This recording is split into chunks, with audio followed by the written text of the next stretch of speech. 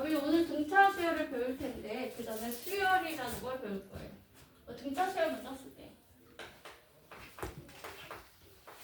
얘도 다 하나씩 배워야 되는 거라서 등차 수열이 있는데 우선 첫 번째 수열이라는 걸 배울 거예요. 수열이라는 것은 뭘 말하냐면 어떤 숫자들이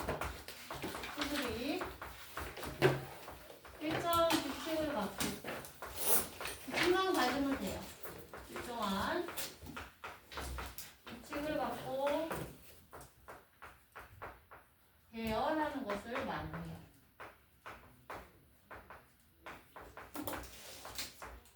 어떤 일정한 규칙을 갖고 대열을 하는 걸 말을 하는데 여기 수열을 표현을 할 때 집합표처럼 써요. 집합은 아닙니다. 집합은 아니고 이렇게 쓰면은 이제 AN에 대한 수열이 하고 나오면 우리가 표현을 할 때 A1, A2 이런 식으로 표현을 해서 AN-1, AN 부터 이렇게 표현을 해줘. 그러면 우리가 첫 번째 이 항을 우리가 뭐라고 하냐면 첫째 항이라고 얘기하죠.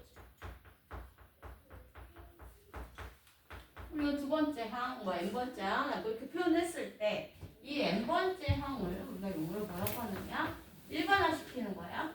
일반항이다라고 잘 기억해 주세요.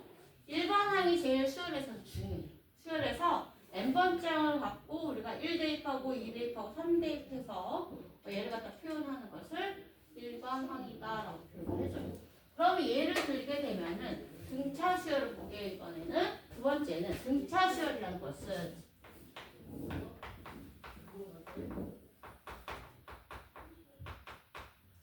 차가 일정한 거다.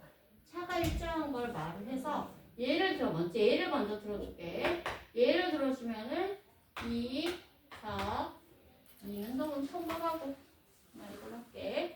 3, 5, 7, 9 이렇게 표현을 했다. 치자. 이렇게 쳤다 치면은 우리가 얘가 뭐가 되냐면 여기서 이걸 뺐더니 간격이 다 20 커지더라 이거예요. 그쵸? 20 커지게 되면은 내가 생각할 수 있잖아. 얘 첫 번째, 두 번째, 세 번째, 네 번째 항이라는 거지. 그러면 여기다 내가 이 2를 더하면은 다섯 번째 항을 예상을 할 수가 있어요. 그쵸? 다섯 번째 항을 예상을 할 수가 있고 이런 표현으로 들어갔을 때 우리가 AN-1도 예상을 할 수가 있죠. 여기다 2를 더했더니 뭐가 되는 거야? n번째 항이 되는 거죠. 그럼 이렇게 표현했을 때 이 2를 우리가 뭐라고 표현해 주느냐? 공차라는 용어를 씁니다. 이 2라는 애는 뭐가 되느냐?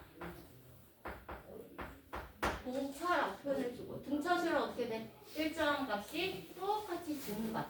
똑같이 감소해도 상관이 없어요. 마이너스니까. 그래서 똑같이 증가할 때 이런 것을 우리가 등차수열이라고 표현해. 얘를 일반화시킬게. 잘 보세요. 첫 번째 항을 우리가 A라고 표현해줍니다. A라고 표현해주면은 동차를 우리가 D라고 표현해주거든요. 그래서 A에다 D를 더한 거야. A1, A2 여기서 D를 더하면 A3이 돼요. 자 이렇게 돼서 또 똑같이 AN-1이 되고 AN이 되는데 두 개 차이가 D예요. 그럼 얘를 일반화시켜 볼게요. A1을 A라고 표현을 하면 A2는 A에다가 D를 더한 게 있겠죠. 그렇죠? 그럼 A3라는 것은 A2에다 또 D를 더한 거니까 A 플러스 2D가 돼요. 또 여러분이 상상할 수 있지. A4는 뭐겠어요? A 플러스 3D예요. 되어가는 모습을 봅시다. 예상을 해보세요. 그러면 A에는 뭐가 될까요? A에는 뭐가 되니? 말해봐봐. A 플러스 3일 때 2고 4일 때 3이야. n일 때는 뭐겠어? n-1D가 돼. 아셨어요? 그쵸? 이렇게 돼서 우선은 여기까지 정리 먼저 해주세요. 정리 먼저 해주시고 선생님이 일반 그 다음은 여러분이 외워주셔야 돼요. 일반항을 갖고 식을 한 번에 쓰게 된다. 이것을 뭐라고 한다? 등차수열이라고. 한참 정리해야 돼요. 이거 말고도 빨리 해주시고 이거 갖고 그 다음에는 아주님 규칙이 뭐예요? 네? 규칙이 뭐예요? 그렇죠. 오늘 등차 시험을 갖다가 다 이제 일반항이라는 걸 외워야 돼. 그래서 외우지 못하면 몰라요.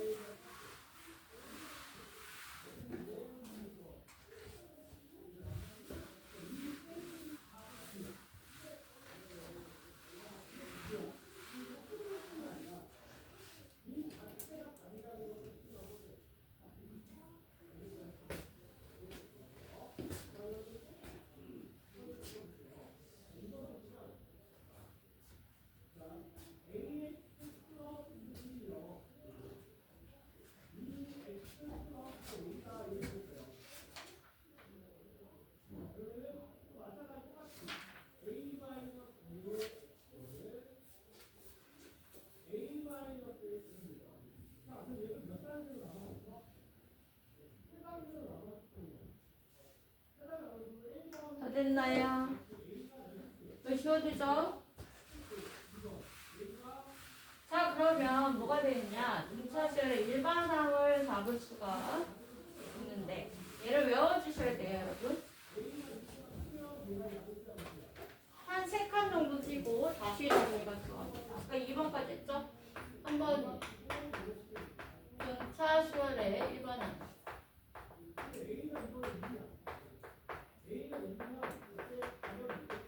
등차시열의 일반항에 대해서 외워주세요. 첫째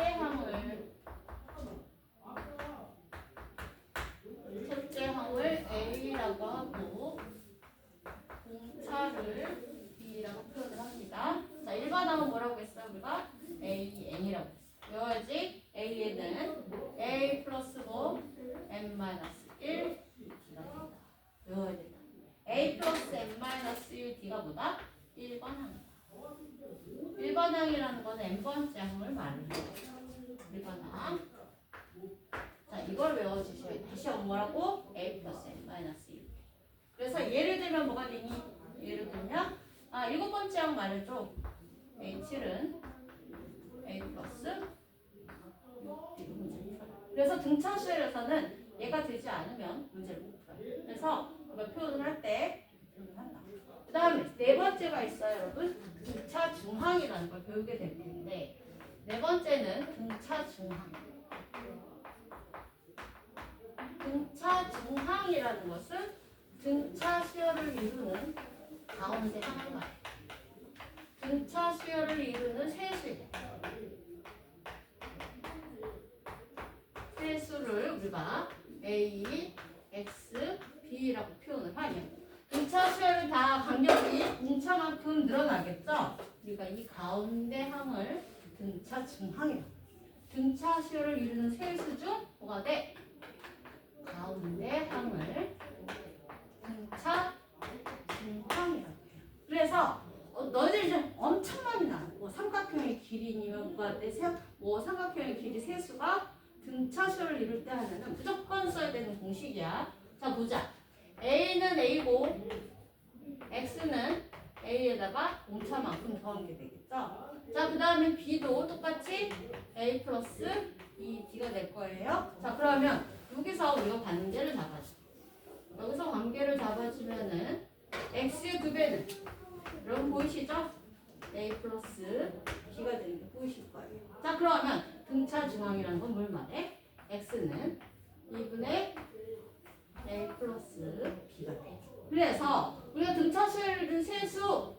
나오면 무조건 뭘 써줘야 된다? x는 2분의 a 플러스 b인데 너희들이 알다시피 우리가 일반적으로 분수를 안 좋아해요. 그래서 뭘 쓰느냐? 얘를 씁니다.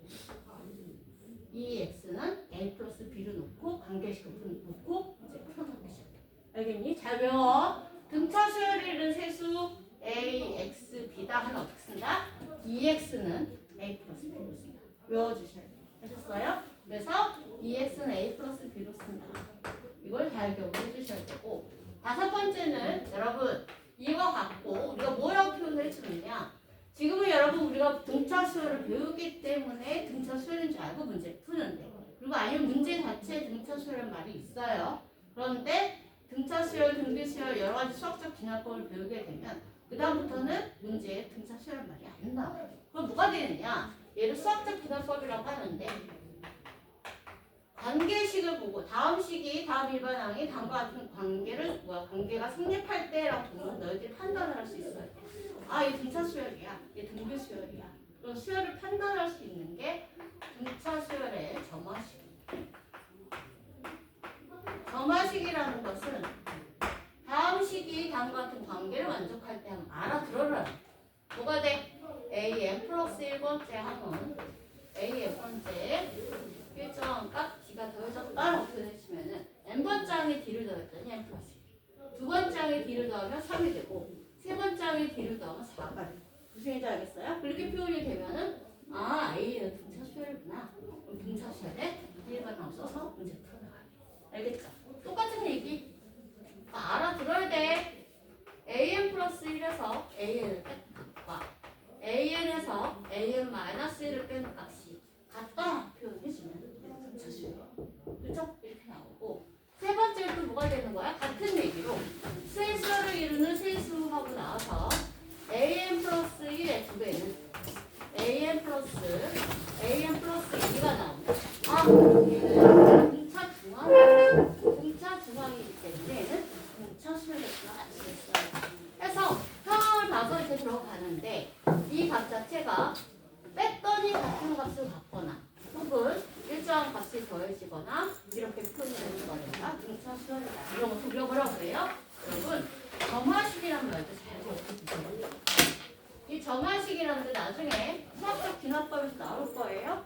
점화라는 말 아시죠? 그러니까 불 붙이는 거. 청소와 공성할 때 그거랑 마찬가지 같은 의미가 되고 여러 가지가 있는데 이 세 개에서 우선 여기까지 정리 먼저 해주세요. 그리고 문제 풀기 시작합니다.